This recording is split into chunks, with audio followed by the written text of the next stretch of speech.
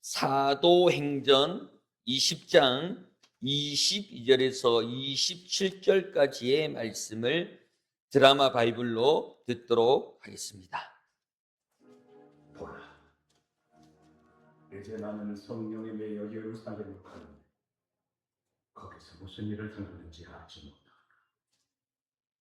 오직 성령이 각성에서 내게 증언하여 결박과 환난이 나를 기다린다 하시니 내가 달려갈 길과 주 예수께 받은 사명 곧 하나님의 의의 복음을 증언하는 일을 마치게 하면 나의 생명조차 조금 더 귀한 것으로 여기지 않는다.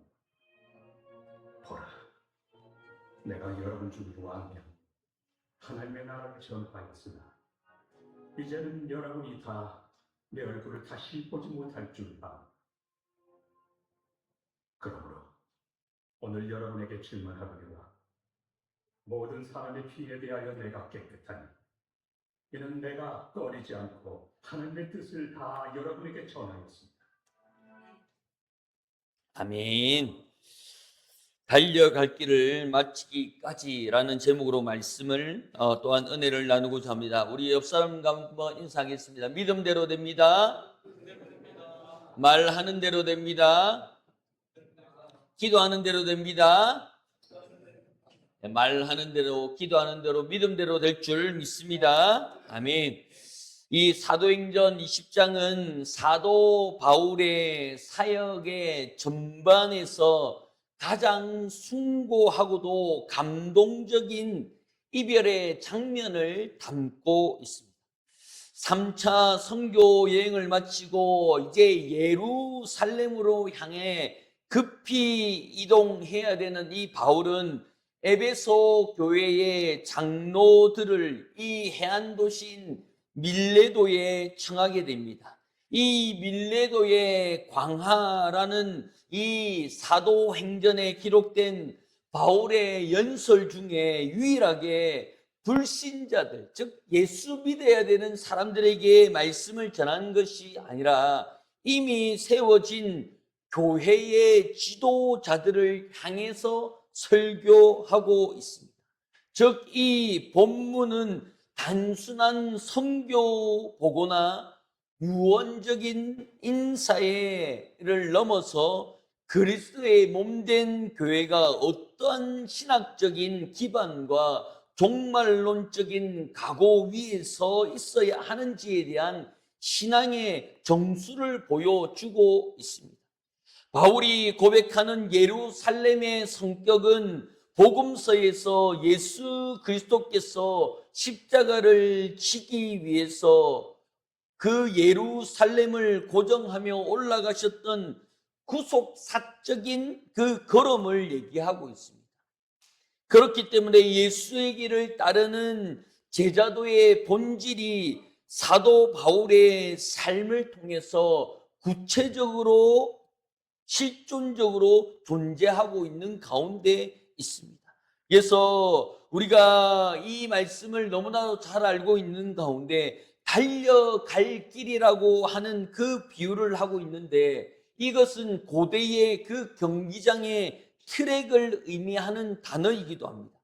즉 말하자면 기독교의 삶이 정처 없이 방황하는 포류가 아니라 하나님께서 친히 지정해 주신 거룩한 궤도를 돌아가고 있는 궤적을 돌고 있는 것을 말씀하고 있습니다. 그렇기 때문에 이 경주는 자신의 야망이나 자신의 꿈의 실현이란 그 트랙에 있는 것이 아니라 하나님께서 우리에게 주신 그 사명, 그 하나님의 은혜의 복음에 증언하는 일에 대한 정확하고 그 궤도에 서 있는 표적을 얘기하고 있는 가운데 있습니다. 그래서 그 신학적인 그 메인의 존재, 즉 말하자면 거룩한 불확신성과 또한 십자가의 신학을 얘기하고 있고 복음의 완주를 말하고 있는 가운데 있더라는 겁니다. 그래서 22절을 한번 읽어보도록 하겠습니다. 22절입니다. 시작. 보라,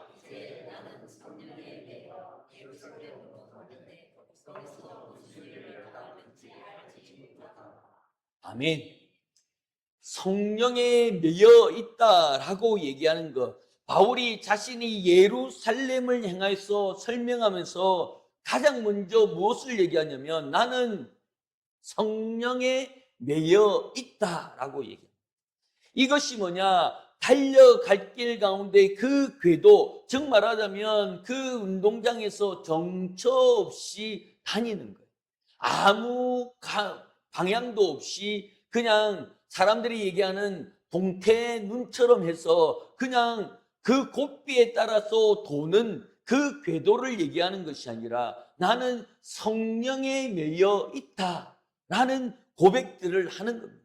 그러니 세상은 정처 없이 돈 많이 벌었으면, 건강했으면, 내가 지위가 높고 승진을 했으면 하는 그 목적들이 뭐냐? 잘 먹고 잘 살기 위함입니다. 그러니 무엇을 얘기하냐면 내가 잘 먹으려고 하는 것이지, 먹으려고 하면서 살아가지 내가 쫄쫄 굶으면서 무슨 내가 부귀영화를 누릴 것이냐라고 얘기하지만, 이 사도 바울은 굶는 거나 달려가는 거나 일어서는 거나 자신의 모든 행위들을 무엇을 얘기하냐면 성령에 매여 있다라는 고백들 가운데 있더라는 거예요. 이것이 뭐냐면 그 능동적인 자유의 의지의 결단을 넘어서 주권자의 거룩한 단권적인 사로잡힘을 수동적으로 복종하고 있는 가운데 있습니다. 그러니 말들이 어떻습니까? 그 말을 타면서 우로 그 채찍을 하거나 고삐를 당기면 우측으로 가고 좌측으로 가는 것처럼 아무 목적 없이 가는 것이 아니라 성령에 매여 있는 그 고삐에 우리가 붙들려 있는 겁니다. 그런데 세상과 다른 것이 뭐냐면 그 세상은 주인이 가자고 했을 때에 아무 정처 없이 가는 것이지만 내가 가야 될 그 길을 그 성령이 인도하여 주시는 것에 대한 반대적인 부분들을 가지고 있더라는 겁니다. 그러니 내가 가는 그 길이 성령이 인도하심이 길이기 때문에 내가 정신을 바짝 차리고 있지 않으면 그 고삐의 느낌, 고삐가 가야 되는 그 힘을, 그 움직임을 내가 허틀어 버릴 때가 있더라는 거예요. 그러니 타락한 인간의 이성은 언제나 자신의 안위와 예측 가능한 미래를 담보하고 있는 행동 가운데 있지만, 그리고 내가 열심히 해야 되는 일들 가운데 있지만 이것은 성령의 열심을 두고 성령의 거룩함을 두고 있는 가운데 있습니다. 그래서 이것을 무엇이라고 얘기하냐면 세상은 아무 방향 없이 가는 것을 불확실성이라고 얘기하지만 성령은 이것을 보고 거룩한 불확실성이라고 말씀하고 있습니다. 그러니 내가 가는 길이 무슨 의미인지, 아니 오늘 주일이잖아요. 그리고 어제부터 내일까지 연휴예요. 그리고 뉴스에 보니까요 추석에 3일 연차를 잘 쓰면 9일 동안 쉰대요. 9일 동안. 그것이 9월 달에도 있고 10월 달에도 있어요. 그러니까 머리를 잘 쓰래요. 머리를 잘 쓰면 9일 동안 쉴 수 있으니까 그런 방향대로 가라라고 코치를 해주더라고요. 그런데 우리가 왜 이 주일날 이 예배를 드리냐라고 하는 가운데 불확실성 가운데 내가 이 예배에 11시, 12시 예배 드려야지만 내 오는 발걸음이 뭐냐? 거룩함에 붙들려 있더라는 거예요. 그러니 불확실성인 그 세상의 삶이 아닌 거룩한 불확실성을 유지하고 있는 가운데 있어요. 그래서 성령이 사도의 영혼의 의지를 결박해서 주체는 더 이상 자기 자신이 아닌 내주하고 있는 성령 하나님이 됨을 인정하는 것이 불확실성인 그 가운데 거룩한 불확실성을 증명해 보이고 있는 가운데 있더라는 거예요. 그래서 하나님의 구속사적인 경륜 안에서 가장 완전한 자유를 누리고 있는 것이 거룩한 기속이라는 겁니다. 그래서 바울이 예루살렘을 가면서 무엇을 얘기하냐면 거기서 무슨 일을 당할지 알지 못한다. 이것이 불확실성인데 그 불확실성 가운데 성령이 가라고 그 예루살렘으로 가라고 했는데 어떤 이유로 가라고 하는지 어떤 목적으로 가라는지 알지 못하지만 이 사도 바울은 무엇을 가지고 있냐면 기대감을 가지고 내가 예루살렘을 하나님께서 보내시는데 내가 그곳에서 어떤 하나님의 은혜와 어떤 만남을 보게 될지에 대한 기대감을 가지고 있는 가운데 있습니다. 즉 말하자면 설레임을 가지고 있는 가운데 있더라는 거예요. 그러니 그 설레임이 있으니까 주일날 예배 오는 것이 즐겁고 예배 드리는 것이 즐거움이 된다라는 겁니다. 몇몇 분은 전혀 공감 못한다는 눈치를 가지고 계신데 왜 예배를 드리는 가운데 잠이 오는데 잠이 오지 않고 또한 가는데 예배가 드리는 가운데 즐거움과 찬양되는 가운데 아멘이 넘치냐? 그것이 다릅니다. 불확실성을 다 가지고 있지만 누구는 거룩한 불확실성, 누구는 불확실성을 가지고 있더라는 거예요. 그러니 거기에 가서 무슨 일을 당할지 알지 못하지만 기쁜 마음으로 간다라는 거예요. 디트레이 본 해퍼라고 하는 분이 있는데 이분은 20세기의 거룩한 위대한 순교자의 삶을 살았던 분이 이 보네프 목사님의 삶이었습니다. 이 삶은 1939년 히틀러의 나치 정권이 강기와 폭정으로 인하여서 유럽 전체를 탄압하고 있을 때 독일 교회를 배도하고 타락했음을 몰아넣을 때 이 보네프에는 미국의 유니온 신학교에 초청을 받아서 뉴욕에 머물게 되었습니다. 그래서 미국에 있는 신학교와 교양청에서 친히 그 사람에게 이 보네프 목사님에게 독일로 돌아가지 마라. 당신의 신학적인 그 깊이와 그 믿음을 우리 이 미국에 전해줬으면 좋겠다. 미국을 더욱더 강대과 믿음의 신앙에 불돋은 그 씨앗을 심으면 좋겠다라는 권유가 있는 가운데 있었습니다. 그런데 이 보네프 목사님은 독일로 돌아가면 감옥형이고 결박을 당하고 그리고 죽음의 길로 갈 것이 명확한 가운데 있었지만 미국에 도착한 지 불과 몇 주 안 된 그분이 그 친구인 라인홀드 리버라고 하는 사람에게 편지를 보내면서 얘기가 시작됩니다. 그 편지 내용은 나는 독일의 크리스천들과 함께 이 시기에 시련을 나누어 받지 않는다면 전쟁이 끝난 후에 독일에 일어나는 교회의 회복에 참여할 자격이 나에게는 없다. 하나님께서 내가 어디에 있어야 할지를 보여주고 있다. 보네프에는 미국의 평탄하고 탄탄대로의 신학자로서의 미래를 내려놓고 나치 독재라고 하는 덧센 풍랑 가운데 들어가게 됩니다.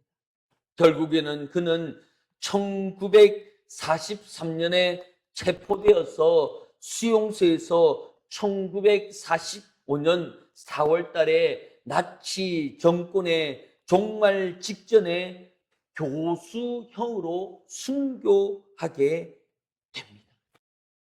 본헤프의 삶은 인간적인 계산과 안전지대를 넘어서 성령에 매여 있어 자신이 그 예루살렘으로 들어가야 되는, 예수님이 예루살렘으로 입성해야 되는 그 이유 가운데 예루살렘을 떠나서 다른 안전한 곳으로 갈 수 있었지만 예루살렘으로 들어가야 되는, 그 골고다 언덕을 가야 되는, 그 십자가에 못 박혀 죽어야 되는 이유가 분명히 있는 것은 나를 살리기 위함임을 잊지 말고 있었다. 보네프의 그 목사님도 성령의 주권으로 인해서 스스로 결박됨을 통하여서 값비싼 그 순교로 통하여 그 독일이 그 순교자의 피가 흐르는 그 날에 이르게 되는 줄 믿습니다. 23절의 말씀을 읽겠습니다. 23절입니다. 시작. 오직 성령이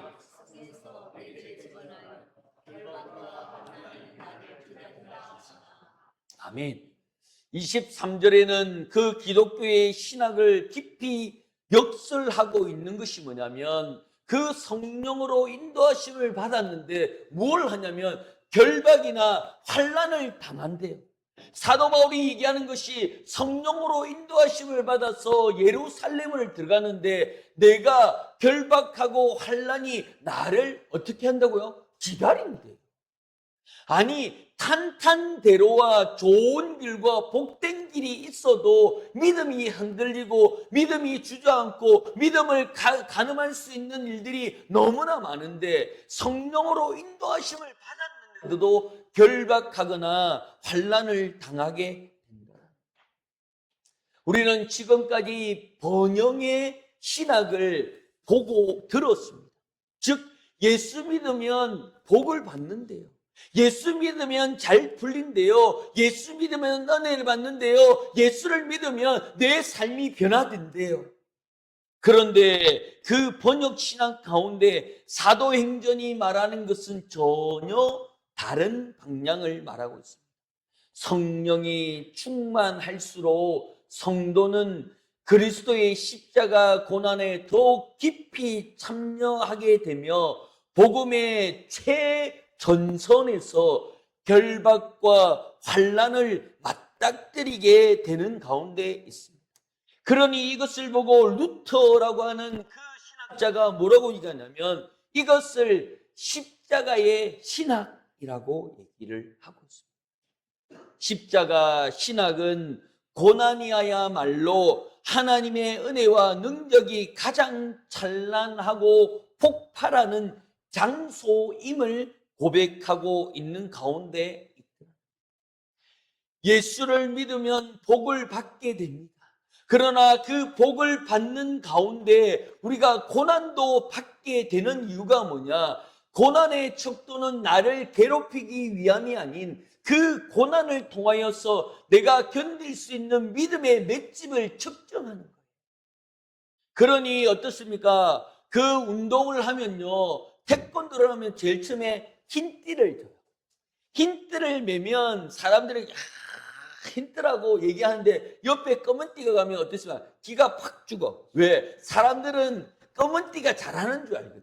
그런데 처음에 가서 흰 띠를 메고 자기 흰 띠 받았다고 하면서 하는데 자세도 안 나지요. 발차기도 안 되지요. 그런데 자기보다 노란 띠, 뭐 초록 띠, 뭐 밤띠 하면서 그 띠가 올라가면서 자신에 맞게끔 발차기도 나오고 힘도 생기고 격파도 생기고 그 검은 띠를 따기 위해서 부단히 노력하고 있잖아요. 그 가운데 제일 힘든 것이 뭐냐면 다리 찢기예요. 다리 찢기. 저도 태권도 겨루기 선수였는데 그 다리를 찢기 위해서 예전에 관장님들은 어떻게 했냐면 양쪽 다리를 잡고 하나 둘 셋 하면 찢었어요. 확 찢으면 그 양쪽의 다리가 그 근육이 찢어지는 가운데 괜찮다 조금 아프고 말기다 이 얘기를 하는데 찢고 난 다음에 화장실도 못 가겠네. 걸음이 엉거주춤하고 있는데 뒤에 관장님이 똑바로 안 걷나 하면 그것이 무서워서 똑바로 걷고 다리가 그리고 그 발차기가 어느 선까지 올라와야 되는데 그 겨루기 선수가 그렇게 하면 되나 하면서 얼마나 욕을 먹으면서 내 마음에 야 내가 돈 내고 이거 뭐 하는 짓이고 내가 회비 내고 뭐 하는 짓인지 이런 마음들이 들면서 집에 가면 그게 꼭 엄마한테 내가 이랬다 하면서 그 양쪽 허벅지에 멍이 들어 있으면 엄마가 꼭 하는 얘기가 그만둘래? 그만할래? 라고 얘기하면 오기가 생겨서 아니 할게 하면서 검은 띠까지 가는 거예요. 옆에서는 그것을 보면서 어떻습니까? 그만할래. 하지만 그것을 이기고 견뎌야 다리가 쫙쫙 찢어지고 그 띠가 올라가면서 자세가 나오고 품위가 나오고 품이 올라가게 되는 겁니다. 자세도 안 잡고 다리도 안 찌면 늘 흰 띠에 머물게 되는 거예요. 신앙도 마찬가지라는 처음에는 그 은혜를 받아서 어떻습니까? 하나님을 만나서 내가 흰띠 맺고 성령을 받고 영접함을 통하여서 그 은혜가 있더라는 거예요. 그런데 그 은혜가 날마다 있으면 좋은데 내 삶을 뒤돌아보는데 잘 안 풀려, 잘 힘들어, 내 신앙이 올라갔는지 내려갔는지 잘 몰라. 아이고 시간을 보니까 벌써 11시야. 교회를 가야 되는지 말아야 되는지 지금 가면 늦는지 조금 있으면 목사님 설교할 때 들어갈까 찬송 끝나면 들어갈까 장로님 기도할 때 살짝 들어가면 모르겠지 별별 생각이 다 들어요. 왜 제가 이런 걸 잘 안 하냐면 저도 그렇게 해봤거든요. 그리고 사역을 해보니까 여러 가지 모양들이 나오잖아요. 그런데 우리가 성령을 받음을 통하여서 내 삶과 내 신앙이 올라가게 됩니다. 그런데 그것을 가만히 세상이 보고 그것을 가만히 두느냐? 그렇지 않더라고요. 어떻게든 내리려고 어떻게든 시험에 흔들리고 어떻게든 넘어뜨리려고 하는 것이 마귀의 전력 가운데 있더라고요. 그러니 자빠지고 넘어져서 무릎을 깨지고 피가 나는 가운데 하나님 나는 왜 그렇습니까? 하나님 나는 왜 이렇게 힘듭니까? 라고 얘기하는 가운데 하나님께서 니를 십자가의 군병으로 쓰기 위한 훈련을 하고 있는 것이다 라고 얘기합니다. 그러니 이것을 그 루트가 얘기하는 것이 십자가의 신학이라고 얘기하고 있습니다. 빌립보서 1장 12절에 이렇게 말씀합니다. 시작. 형제들아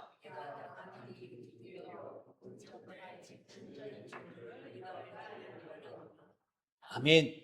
사도 바울이 그 형제들에게 얘기하는 것이 뭐냐면 내가 두드러 맞고 40의 가만배를 내가 40배 하는 말을 5번이나 두드려 맞고 내가 밤중에 사람들 없을 때 그 성벽을 뛰어넘으며 도주하고 내가 천막을 기었고 돈 받은 것을 전도하는데 다 쓰는데 나는 도대체 돈 벌어서 잘 먹고 잘 사는 것이 아니라 교회 앞에 그리고 내 복음 앞에 하나님 앞에 내어놓으면서 나는 이렇게 가난하게 살았느냐라고 불평하는 것이 아니라 그 사도 바울이 내가 당한 일이 도리어 복음 전파 내가 어느 지역에 가보니까 아이고 나는 예전에 그 사도 바울이라고 하는 사람이 나에게 복음을 전했던 그 복음을 전하는 교환로 선에서 복음을 들어서 내가 이렇게 변화되었어 라는 것을 자랑스럽게 얘기하는 거예요. 복음 전파에 진전이 된 것을 너희도 알기를 원하노라. 즉 말하자면 내 기도가 내 섬김이 내 부르짖음이 전진되고 내가 그 복음 안에서 변화되는 것을 누구나 알 수 있게끔 하는 거예요.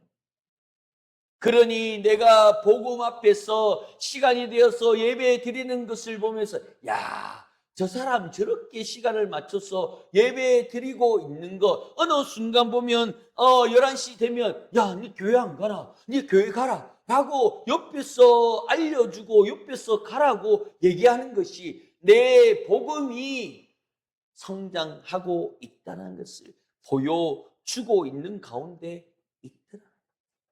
그러니 24절에 이렇게 말씀합니다. 24절입니다. 시작. 내가 달려갈 길과 주 예수께 받은 사명 곧 하나님의 은혜의 복음을 증언하는 일을 마치려 하면은 나의 생명조차 조금도 귀한 것으로 여기지 아니하노라. 아멘.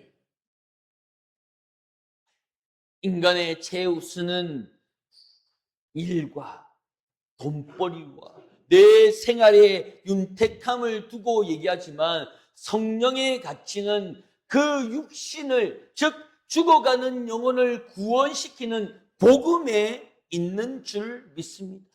그러니 24절에 말씀하시는 것 같이 나의 생명조차 조금도 귀한 것으로 여기지 아니한다.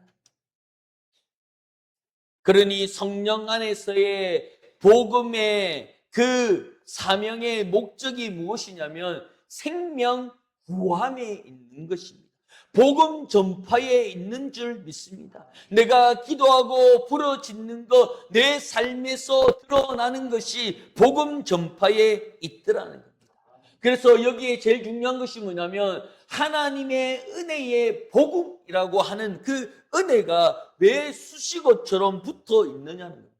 그래서 복음의 시작과 과정과 완성이 오직 율법의 행위나 인간의 공로가 아닌 하나님 편에서는 무조건적인 자비, 무조건적인 은혜가 있어야 된다는 것을 말하고 있는 가운데 있습니다. 그러니 복음을 전파하는 가운데 내가 이름으로 하는 것이 아니라 낫사렛 예수 이름으로 행하는 줄 믿습니다. 내가 삶을 살아내는 가운데 기부를 하고 내가 섬기는 가운데 낫사렛 예수 이름으로 섬기는 것입니다. 그래야 하나님 앞에 가서 할 말이 있잖아요. 하나님 봤죠? 내가 섬겼습니다. 누구 이름으로? 낫사렛 예수 이름으로 하라며요. 예수 이름으로 하라고 했기 때문에 내가 하는 겁니다. 내가 그냥 하는 것이 아니라 내 이름을 드러내는 것이 아니라 낫사렛 예수 이름으로 이 모든 것을 하는 것이 뭐냐? 하나님의 은혜의 복음을 증언하는 것은 하나님의 은혜에 내가 살아내는 것을 증명해 보이는 것입니다. 은혜를 진정으로 경험하는 그 성도만이 그 복음의 은혜를 맛볼 수 있고 헌신하는 이유 가운데 얼굴에서 빛이 나게 됩니다.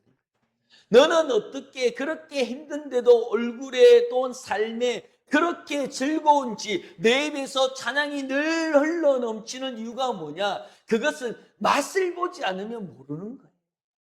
그래서 성령의 인도하심을 받는 것, 성령의 역사하심을 받는 것, 그것이 나의 삶이 되는 줄 믿습니다. 그런데 마귀는 그렇게 가만두지 않아요. 귀를 닫게 하고요, 눈을 닫게 하고요, 말씀을 못 듣게 하는 거예요. 그러니 다 끝난 가운데 있을 줄 믿습니다 하는 가운데 눈이 번쩍 뜨는 거예요. 왜? 나는 잠깐 눈을 감았다가 잠깐 뜬 건데 예배를 마쳤어. 아이고 목사님 설교 잘하네. 그렇게 되는 거야. 왜? 자기는 잠깐 눈을 감은 거야. 아니 눈동자 그냥 잠깐 했다 눈을 떴는데 그 리듬에 잠깐 눈을 딱 뜨는 가운데 설교가 딱 마치니까 자기 바이오 리듬에 얼마나 맞아. 그런데 눈을 딱 떴는데도 설교하고 있으면 아직도 안 끝났다. 내가 이야 하면서 지루함이 나타나는 거예요. 그러니 말씀이 들어오고 말씀이 내 귀에 열려야 이 복음의 능력과 복음의 힘이 드러나게 되는 줄 믿습니다. 그러니 이 사도 바울이 이 밀레도에 설교하는 것 가운데 편안한 길을 갈 수가 있습니다. 안락한 길을 갈 수 있고 안일한 길을 갈 수가 있지만 이 예루살렘에 가야 되는 것, 예루살렘 즉 예수님도 예루살렘에 들어갈 때는 처음에 유대인들이 호산나 호산나며 그 메시아 내가 기다리고 있는 복음이 들어왔다고 생각하는 가운데 내가 이제 배불리 먹겠구나. 내가 저 5병 예와 7병 예를 봤어. 또 그 떡 5개하고 보리떡 5개하고 물고기 2마리로 5,000명을 먹이고 7,000명을 먹이는 걸 봤어. 이 메시아는 나를 배불리 거짓처럼 아니 내가 이제는 그 삶을 청산하고 이제 내 삶은 윤택해질 거야 라고 얘기하는 가운데 그 말씀에 헌신과 그 말씀의 순교와 그 말씀의 순종을 원하는 거예요. 아니 내 주머니가 빵빵하면 할 거예요. 그러니까 일단은 내 주머니를 빵빵하고 하고 내 배를 빵빵하게 해주세요 라고 하는 것이 유대인들의 1번 목적이었다. 그러니 그 대제사장들과 사두개인과 바리새인들이 그 자신의 주머니를 채우고 있는 가운데 갑자기 믿음은 그렇게 해서 생기는 것이 아니라 오직 믿음으로 말미암아 천국에 갈 수 있는 것이지, 연보에 헌금많이 하고 내가 그것에 대해서 그 지위가 높아져서 내가 대제사장까지 가야 그것이 되는 것이 아니야 라는 것을 얘기합니다. 그러니 그 복음 능력 가운데 그 사람들에게 그 직분이 내전매석이 되는 거예요. 네가 돈을 얼마 주면 장로시켜주고 돈이 얼마 되면 권사시켜주고 이런 것을 다 깡그리 무너뜨리니까 이 사도인과 바리새인들이 저 사람은 우리가 기다리는 메시아가 아니야. 그러니 저 사람이 없어야 우리 주머니가 차고 우리 삶이 유택해지니까 이제 십자가에 못 박혀 죽이자 하는 것이 유래입니다. 그러나 예수님의 복음은 이방인들과 가부들과 고아들과 약한 자들에게 선포되고 그 영혼들이 다시 살아나는 것이 복음의 힘이 되는 줄 믿습니다. 그러므로 이 사도 바울이 이 밀레도에 설교하는 것 가운데 강력한 트랙은 뭐냐면, 복음은 그 믿음 안에서 일어나는 것이기 때문에 성령의 인도하심을 받는 삶을 살아라라고 말씀하고 있습니다. 또한 십자가의 고난이 복음의 진보를 위해서 특권적인 성화의 삶을 살아내어야 된다라는 것, 십자가의 신학을 감화하고 그 믿음을 따라가야 된다라는 것을 말씀하고 있는 가운데 있습니다. 또한 은혜의 복음을 정언하기 위해서 생명마저도 바통으로 삼는 삶을 말씀하고 있는 가운데 있습니다. 마지막으로 그 디모데후서 4장 7절에서 8절까지 말씀을 읽어보도록 하겠습니다. 시작. 나는 선한 싸움을 싸우고 나의 달려갈 길을 마치고 믿음을 지켰으니 이제 후로는 나를 위하여 의의 면류관이 예비되었으므로 주 곧 의로운 신 재판장이 그날 내게 주실 것이며 내게만 아니라 주의 나타나심을 사모하는 모든 자에게도. 아멘. 나의 달려갈 길 가운데, 나의 이 싸움 가운데 하나님은 선한 싸움이라고 말씀합니다. 이것을 치열하게 싸우는 것을 선한 싸움, 내가 달려갈 길을 마치는 가운데 나의 믿음과 나의 기도를 통하여서 주의 나타나심을 사모하는 모든 자에게 이 은혜가 가득하기를 소망하고 있는 가운데 있더라. 내 기도, 내 삶, 내 섬김이 불확실성한 것처럼 보이지만 후대에 내 가정의 아들들, 내 자녀들, 내 손자, 손녀들이 그의 믿음, 어머 할머니의 믿음, 그 엄마의 믿음을 보고 주의 나타나심을 사모하는 자들에게 그대로 선포되고 그대로 나눠지는 것을 말씀하고 있는 가운데, 이것을 보며 하나님께서 잘하였도다, 착하고 충성된 종으로 면류관을 준비하고, 면류관을 하나만 준비하는 것이 아니라 쌓아두고 또한 그것이 내 창고에 가득할 만큼 그 면류관을 예비하고 있는 줄 믿습니다. 내 믿음 가운데, 내 신앙 가운데, 내 기도 가운데 성령의 인도하심을 따라 그 선한 싸움을 싸우고 나의 달려갈 길을 마칠 때까지 믿음을 지켜나가는 것이 이런 은혜가 있는 줄 믿습니다. 그러므로 우리의 삶은 그 연약하지만 그 거룩한 완주자로 살아내어야 될 줄 믿습니다. 그러므로 내 삶 가운데 놀란 하나님의 놀란 그 거룩함 가운데 나의 삶이 거룩한 삶이 되어야 될 줄 믿습니다. 나의 삶의 작은 일에도 하나님께서는 그 마음을 알고 계시는 줄 믿습니다. 그러므로 내 삶, 주의 은혜 안에서 달려갈 길을 마칠 때까지, 그 선한 싸움이 마칠 때까지 믿음을 지켜나가는 거룩한 믿음의 사명이 되기를 예수 이름으로 축원합니다.